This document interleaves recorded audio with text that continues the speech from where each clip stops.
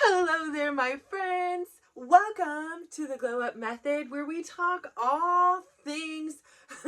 I can't even right now with this hair. It is wild in, but we talk all things personal health, personal empowerment, self-care, parenting, relationships. Like, what's your story? It's probably happening in here somewhere. So, hi there. My name is Natasha, and I am so excited to be here today. I know I don't do this anymore, but it's Friday, and you can tell the hair is wildin'. Okay, first off, there's a change of seasons, right? So we've got different lighting here. I'm no lighting expert. I know. Our previous videos here would say, Natasha, I think you're the lighting expert. No, I am not. Like, I know my limitations.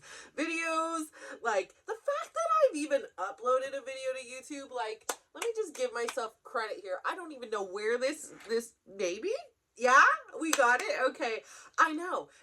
My brain is brainstorming here because now that I've been watching the film and review, I'm like, I don't feel like this background here does my energy or my hair today quite the justice it deserves. It's pretty plain and boring, and like, okay, me and Buddha Boy, he's gonna stay in because he's my G over here. I don't want to move him because when I move him, the money falls. And when the money falls, I'm always like, okay, Uncle Jerry. Like, I swear, I'm like, it'll just randomly fall sometimes. And I'm like, I feel like it's my uncle from the other side being like, girl, you need to get it together. And I'm like, I know, Uncle Jerry. But then I'm like, yeah, let me just sit down and tape instead. And let me just do all the things I want to do or need to do. And then some of the other stuff gets kind of not done. So anyways, that's another episode about procrastination, which I don't think today's is about, but maybe it'll come to that. You never know where we're going to go with these things. So again, if you didn't quite get my energy, I'm so excited you're here. I really am. Like, I just want to take a moment and say that because I say it all the time, but there are a bazillion things you could be doing in this earth right now. And you are choosing to sit here with me today. Like, cool, man. Like, wow. I don't even know what to say. Like, that's so cool. Like, I mean, it's so awesome. So my favorite thing to do in life, honestly, like the more and more I do this and the more and more I'm experiencing life, it's the connecting with people. It's talking with people. It's looking them in the eyes. It's hearing their stories and sharing my story and kind of collaborating and helping one another. Like, this is my powerhouse. This is my juice that gets me going. Like, I love it, love it, love it. And so being able to do this every day with you, such a treat. Just absolutely such a treat. And it just fires me up. So I just want to say thank you so much for being here and being a part of my journey. Like, I am so appreciative of you. So thank you so much. And I also want to say thank you so much for even just having the curiosity, whether you're able to start applying some of these principles into your life today or not. It is still like, if you haven't, don't feel bad. Like, honestly, there were so many years that went by that I was like, I'm gonna start the diet Monday. I'm gonna work out on Monday, and every Monday that went by, nothing happened. But here's the thing, everything I learned, everything I studied, I was preparing the soil. I was tending the soil, I was planting seeds, and yeah, maybe they didn't take immediately, and all of a sudden I had this beautiful, flower or tree or vegetable or anything coming out of it. But there was still work and being done. So every time you listen to this, that counts. Every time you listen to somebody else, that counts. Every time that you listen to yourself, that counts. Like, all of it counts. And so it's all part of the plan and the journey. Here's the thing. Your journey, it already began. Like I say, I go back to, like, when people ask, when did your journey begin? Well, quite honestly, it began when I was born. Right? Like, let's just be straight up honest here. That's when it began. And when did it really start to germinate and flourish? Like, when was all the work that was going on underneath that nobody could see? When did it start, budding and appear? Yeah, I can say for me, honestly, the biggest seed was planted in 2019 when I talk about when my auntie passed away and had the diagnose. It was in 1 year, within 1 year, was diagnosed with, was treated for, and passed away from cancer. So that was a really, really jarring thing for me. Just because, again, she wasn't that old. She was really healthy. She took care of everybody else. And so in a lot of ways, there was this sense of connection as well, because I could see the similarities. I can see the mirror before me and see, when I was taking back and taking a pause, I can see how I could watch. And by observing her, I can see her running around and taking care of everybody else and neglecting herself. And what happened, because she neglected herself, is she delayed her appointments to the doctor. She, didn't keep being as persistent. Now, if it was her mom, her husband, a friend, anybody else, it would have been more persistent, more done quicker, and things like that. And she never did those things. She didn't take care of herself. I mean, eventually she did go to the doctors. Eventually, she would go, but it was not the first priority. And she never did any form of self-care. Never. Ever, ever. Not a thing. And even when she ate, it was like in a hurry and rushing to I gotta go, I'm so busy, I gotta go, this is going on. Like Alice in Wonderland. Like I think it's the Mad Hatter? No, the bunny, the rabbit. It's like, I'm late. Like always running around and frantic. That was her, because she was taking care of so many things, She's just trying to live like 10 lifetimes in one. And she did a really good job at that. But what lesson I learned from her, compounded with what my grandma had taught me.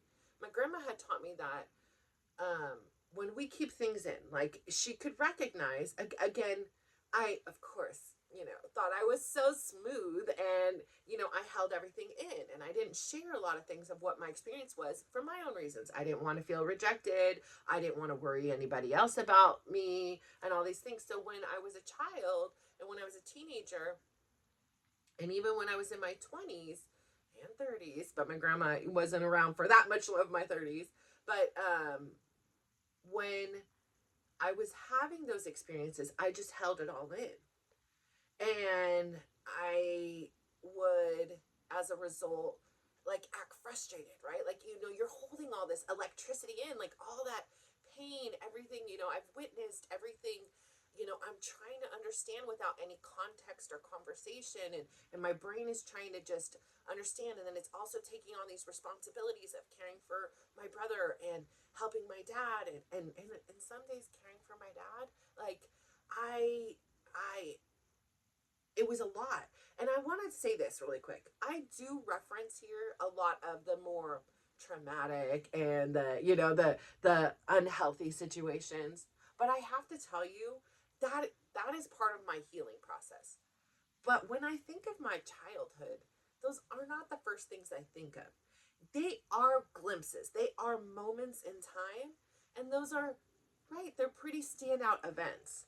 But overall, in the scheme of my childhood, there were way more good things. There were way more, days up in Lake Tahoe. There were way more days spent on the boat in a lake. There were way more days going to Monterey. There were way more days, just watching a show or having dinner. So, yes, those other ones are challenges that have really, really been character building moments and defining moments in my life, and that I allowed to define me in one particular way.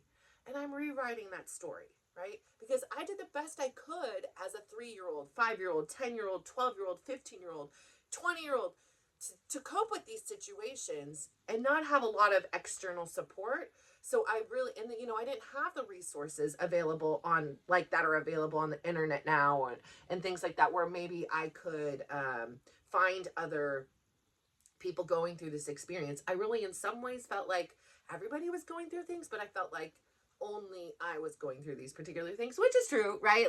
But I didn't think anyone could maybe understand or wanted to hear, cared, and yeah. So again, I want to reiterate, I do bring those things up, but I am well aware and extremely grateful for all the good days in between. And really, when I think about my childhood overall, yes, there were these big event things, right? Divorce, attempted suicide, just witnessing unhealthy behaviors. There were patterns. But I have to say again, I say this all the time. I really do believe wholeheartedly. My parents, even my mom, her not being there, did the best they could with the tools they had at that time. That was the information they were working with. They were kids themselves, and I'm not defending or excusing them, but what I am doing is what I do to everybody else. I'm giving you grace because I don't know your real lived experience. I know even if you live within a household and you experience the same exact experience, each person is going to leave from that experience very different and have a different perspective of it. And so I respect that. I respect the decisions. Did I always like them? No, but I respect and understand that my parents still to this day are in my life at different levels. And I still believe that they have no intention of harming me. And I don't know if I always believed that. I think that there were many times, especially when I was younger, where, it felt very personal. It felt very rejecting of me. It felt very like became my responsibility. Like I do believe that. And, I believe that with a lot of my own personal work and healing and realizations, right? Like being a mom, it's easy to have a perspective of like, especially when you're a kid and you aren't a mom, right? It's so easy to be like, ugh, and think about, like, I'll even hear, my daughter sometimes. And I really hope that all the things that she wants to be as a mom do come true. Like, I really do hope that whatever generational curses I was unable to break, with her directly, perhaps I did with other siblings, but I didn't with her, that she's able to take the baton and heal those, and maybe I busted other curses, right? Like, so, again, I did the best I could. I never, ever, ever had a day that I set to harm my kids. And I know that to be true. So, oh my gosh, this hair is really hairing today. I believe the same for my parents. I give them that grace. So, anyways, I needed to like give that like a little asterisk because I really did have like some, just good days as a kid, and I don't want I don't in my heart hold the other days as more powerful than the other ones. They just are, they're the easier ones to talk about, like on here. And I don't even know where the heck I am at now. Now I'm like, woo, where did I go? Where was I going with all this? But anyways, gosh, let me just try to think for 1 second. I feel like it's been a minute since my brain did that. But anyways, I say all that to say I have no clue where I was going. It may or may not come back to me. So thank you for hanging in on here. But I say, our childhood and who we are is it plays such a critical role in our development. And for so long, I really am reaching. I'm just going to be straight up honest. I'm like, you know what? While I'm trying to remember where I'm going to go, I'm going to go on a total left field. So I get this call. I'm at Costco yesterday, right? And I go to one. I had to take my brother. No, I had to take my brother wasn't mine, but I had to take my son to the airport, and then I was like, okay, I'm gonna stop at this other Costco, but then the Costco didn't have gas, and I needed gas, so I stopped at a second Costco. So I ended up going to 2 Costcos yesterday, which were not my normal Costcos, which they all have a little bit of different things. And so, here I was, lost in 2 Costcos. So I'm driving home, and I get a call from my daughter, and she sounds different. She sounds off. And I was like, she's like, hello? I'm like, hi, or was everything okay? And she's like, no. I'm like, okay, immediately I'm like, just breathe. We're back in a daily dose of dysregulation. We're in the shower, don't get flooded. You're on a freeway. Like, it's not like a frantic sound in her voice, but it's definitely off. And so I'm like, what's going on? And she's like, well, we have this sliding glass door in the kitchen. And she's like, I couldn't shut the sliding glass door. Like, I was trying to shut it. It was getting warm. And so I was trying to shut it. And I think I cut off a snake's tail. I'm like, wait, what? Like, what are you even talking about? Like a snake? Like an actual snake? She's like, yeah, I think must have maybe a snake's tail. A snake was trying to get in. And we don't like have snakes. I'm like, what is she talking about? And I'm having a little bit of a panic attack now. I'm like, daily daily dysregulation. Trying to breathe, but don't close your eyes. You're on the freeway. Like, she's like, yes, and it's flopping. It's flopping around on the ground, Mom. I'm like, what are you talking about? Is this a joke? Are you like, she had already taken out Halloween decorations. I'm like, are you pranking me? Like, is this like, my brain is like running. Like, it's not making any sense of this. And she's like, no, it's like literally, she's like, making sounds. And she's like, it is literally like jumping off the ground. I'm like, a tail is? I was like, is it the whole, like, how big is this thing? She's like, I don't know, like 3 inches. I'm like, what? I was like, oh my gosh, what is this? And she's like, I think it's a snake. I'm like, well, where's the rest of it then? And she's like, I don't know. She's like, and there's like blood. I'm like, what? She's like, it's everywhere. I'm like, oh, in this moment, I have a panic attack. I'm not like really, but like inside, I'm like, I don't even know what to do. Like, I honestly am at a loss. Like, I don't even know what she's describing. She's like, I don't even know if it's an alien. She's like, this thing is like a Stranger Thing. It's like a Stranger Things kind of thing. I'm like, what is this? So I'm thinking, well, the oldest son isn't there. Quite honestly, he would not have even been a help. I had him come in here one time to get a spider for me. He never got the dang spider. It was like an argument, like, he ain't the one. He's not going and dealing with alien snakes' tails. She's like, I really don't even know if this is what it is. She's like, and it keeps just jumping and off the ground. I'm like, what the heck? So her brother Tyler's in school. So I'm like, Dylan's there. Let me call Dylan. I'm like, Dylan, this is a crisis downstairs. You need to get down there.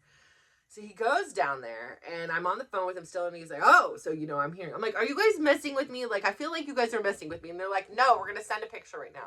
But I'm still thinking this is maybe, like, some Halloween prop. And then this is what he asked, too. He's like, is this real, or is this, like, a Halloween, like, joke thing? And she's like, no, it is real. And then it's, like, jumping, and then they're like, oh, you hear them both. I was like, listen, I don't know. And I'm like, thinking in this moment, like, how am I getting a divorce? Like, I can't. This might be a reason to stay married. Like, I deal with a lot of crap, but I don't know. And so then I was like, okay. I was like, going back to Chris for freaking alleged snake tails is not the vibe. Okay, so we're not doing that. But in this panic mode, my default was like, I'll do anything. I don't care. I'm scanning. Like, my brain is like, okay, problem solved mode. We're driving. I'm thinking about my neighbors. I'm like, 2 widowed women next doors on each side. Okay, no, they're not going to be helped. Maybe they are. Actually, they could be pretty tough ladies, actually. If I'm not there or whatever, I would trust them.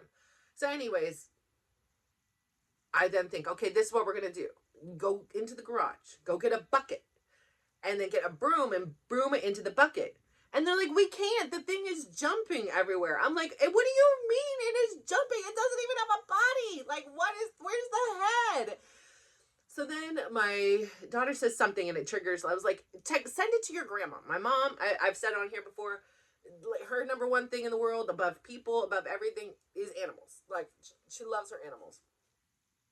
Sends her a picture immediately. Leave it to my mom. She knew exactly what it was. She's like, oh, that's a lizard's tail.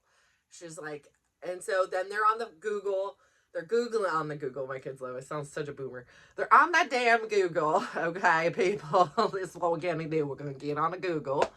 And they get on Google and they're Googling it. And my son's like, yep, that's for sure what it is. And here it is. And I'm like, well, how big is this tail?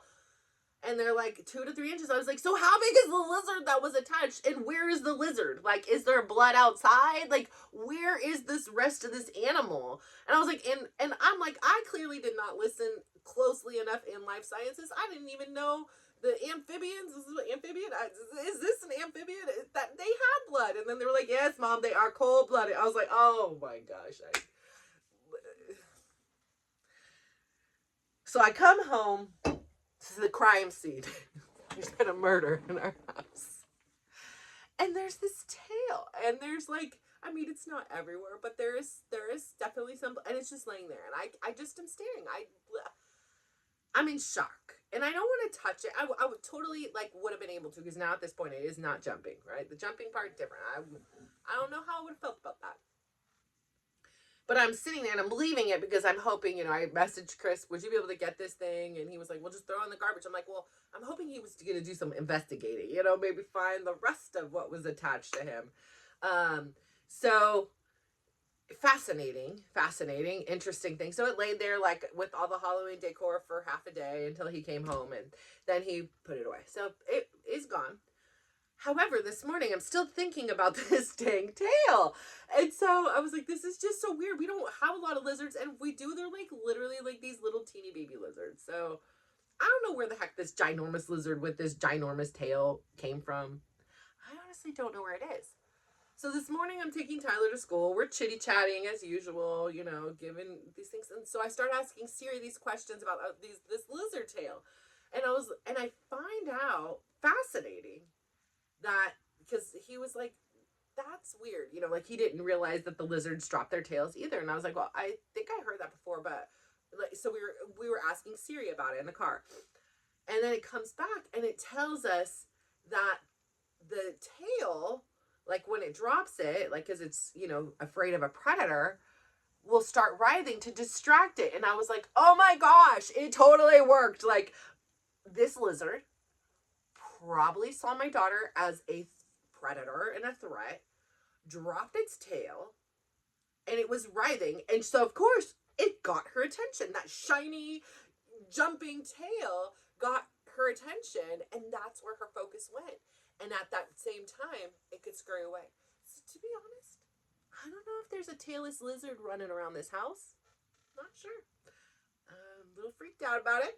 But, we live and we move on. And we just hope that it's outside. But I'm not sure about it. I'm just absolutely not sure. But the point of that story was, man, sometimes weird stuff happens. Like, who's thinking in California? I don't know. I've lived here for 48 years now. Never done once in a lizard in the house. Nope, that was the first time any part of a lizard. Well, except for I used to have an iguana. Okay, that lizard, he was in the house, and that was like many, many years ago before I even had kids or knew Chris. So that was a long time ago. Buddy, my iguana. So yeah, he was my college buddy. But yeah, like weird situation. So weird things happen in life. But it really reminded me when I heard this morning about how, it was this coping mechanism, that it had this whole distraction and so it could get away. And I thought, just how fascinating is life? Like, we do these things oftentimes without noticing. Like, for me personally, I get so distracted by everybody else's crap sometimes that I don't see my own things. And I am so focused on one thing that the very thing I should be focusing on is kind of scurrying away. This tail wasn't going to go anywhere. And this wasn't me. Obviously, I wasn't there. But if I was, I sure as heck would be watching this tail, jumping off the ground a couple inches. I'm like, how is this doing this? And how cool is, like, the world that it knows, like, let's do something like this and it works. Like, I don't know. It has been a whole full circle moment with this thing. But yeah, it was really an interesting experience. And so, yeah, and I think, it has also showed me, like, for so long, I am distracted by other things. I had a conversation this morning, again, with Chris, and, my whole point was this, like, we are definitely at the place now where, he is planning to leave the house soon. And it's bittersweet, right? Like, I have lived with this person for 25 years. I'm accustomed to, having the conveniences of being like, can you come get this? Can you get the spider? Can you come get this? Can you pick up this? And I know that those are just little things, right? Like, there's other conveniences, but like those are like big ones that are coming out in mind as you deal with the aftermath of a lizard tail in your house. And it's a reminder that, those little things that he did do, those are going to all fall on me, just as all of the bills, all of the things. So it's like, I have this full plate and I'm trying to squeeze in this and I'm trying to squeeze in that. And I'm trying to, not only squeeze it in so I feel rushed, right? Like I said before, when I first getting back to my walks, I was like, okay, got to get as many steps as I can. Got to get as far as I can. Got to get it on the time, and I was like missing the whole point. I was like in a hurry to get to someplace else. I was in a hurry to get to the steps done. And I missed the whole point. I missed the journey of the walk. I missed enjoying the path. And then when it was done, it was like, oh my gosh, I almost don't even remember my walk because I was so focused on the end, which is why I talk about how it really is about enjoying the journey. It is really about maybe not always enjoying it, but it's embracing it, it's accepting it, it's taking the time to notice it instead of just hurrying through everything. You know, some days we're hurrying through work, we're hurrying through getting the kids, get in the car, gotta go, come on, and then you miss this time, and that eventually is gone forever, right? Like I've said on here before, I haven't seen my oldest one play soccer in now over 6 years. And this was something I had done since he was 3 years old until he was 18. So I spent 15 years just watching him play. And, you know, there's something magical about somebody doing what's magical to them. You know, I talk on here a lot about small businesses I support, even big businesses, right? They don't have to be limited because at some point that small business that big business was a small business, you know? It just, they had a different vision for their company. They had a different mindset, whatever it was that brought them to that level. And yes, you could be somebody like my uncle who had patents and he had all these things and gave them away because he didn't care about that part. Like he wasn't worried about the financial part. He just wanted to get his intellectual data out there to better the world, to better humanity. It wasn't like, I do this now, I get something in return. His is something in return was knowing that he left a good imprint on this earth for somebody else to take and then even improve upon. That was payment for him. So money and monetary gain never was the incentive. And so, you know, he could have took many of the businesses. There's a scale that's still being used today in the US Postal Office that he designed and he gave away. He made $0. And no, he had zero regret about it. I mean, people around him had a lot of regret. You know, his wife was like, "It's so stupid." We could have been fine. You know, like things like that. But he was like, it just simply, it was not the motivation. The motivation for me was to help humanity and help in this situation, to not have this personal gain. And so I think that that's such a noble way of doing it. So yeah, I mean, there are brilliant people out there that are just choosing to not, you know, and brilliant businesses and restaurants, and they just choose not to, you know, go off and be this big super thing because that's not what aligns with them. And I respect the heck out of that.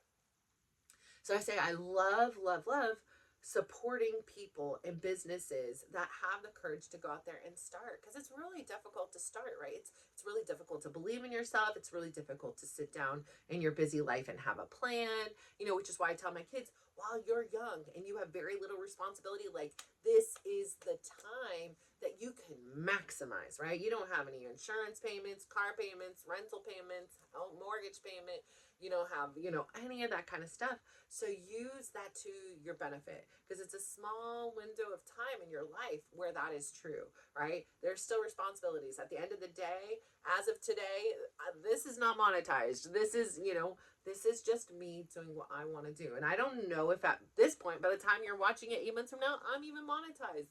And if I am, hallelujah, great. I will continue to do what I'm doing because that's what it's about. It's here. It's not that. Yes, it would be nice to not have to worry about making sure, you know, I have to go get a full-time job now that Chris is not going to be contributing to the household here. That responsibility all lies on me. On top of every other responsibility I have, I've always paid for myself and some more, and I've always paid the bills in my own creative way, but I haven't had a full-time job in a long time because the running this household, taking care of sick kids and kids with a lot of medical things, that's been a full-time job, and there is no pay for it, and there was never an opportunity when you I constantly, I mean, today I'm leaving, I got physical therapy for 2 hours with the kids, like that doesn't talk about the time to get there and the time to get home and, you know, make sure that they have their, you know, water so they're not passing out in the car or passing out in there. So, you know, there's a lot that goes into it that, of course, you know, being a mom is a 24/7 job. Or a mom like me, you know, and at this stage of life, even more so when they were little, but it's a 24-hour job. That's very thankless, right? Like, I mean, you get occasional hugs and thank you, and you reap the rewards, and as you see them grow and mature, and even just, you know, in real time as you see them light up when they're building something or doing something, like there's so many benefits to it. But at the end of the day, being a mom is not going to pay my bills. I'm not going to be like, hey, so I'm a mom. Hey, over here, can't pay my rent this week or month or whatever it is. And they're not like, okay, yeah, you're a great mom. You have 4 kids. That should be $100,000 a year per kid. You're making 400.